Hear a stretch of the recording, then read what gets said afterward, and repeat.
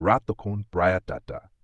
গ্রামের শেষ মাথার পুরনো কবরস্থানের পাশ দিয়ে হাঁটছিল 3 বন্ধু, নৌসাদ, নাফি আর আরিফ। তারা ইউটিউবের জন্য ভুতুরে ভিডিও বানাতে গিয়েছিল।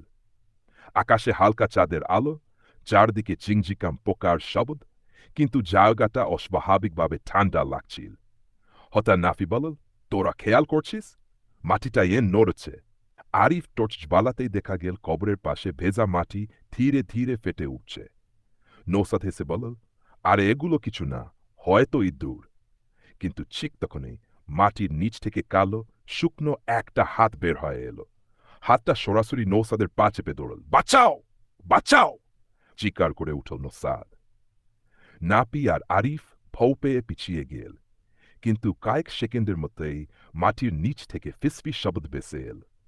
তোরা কেন এসেছিস এখানে? চারপাশের বাতাস হঠাৎ ভারী হয়ে গেল। টর্চের আলো বারবার নিভে যেতে লাগল। নৌসাদ মরিয়া হয়ে হাত ছাড়ানোর চেষ্টা করছে, কিন্তু সেই হাত আরো শক্ত হয়ে আসছে। আরিফ সাহস করে একটা লাঠি দিয়ে হাতটায় আঘাত করতেই মাটির নিচ থেকে ভয়ঙ্কর চিৎকার শোনা গেল।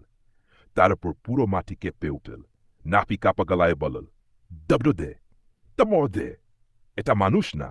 3জন প্রাণপণে দপটাতে শুরু করল, কিন্তু পিছন থেকে তখনও শোনায় আসছিল সেই ভয়ঙ্কর কণ্ঠ, আবার আসবি, তোদের আমি ছাড়ব না।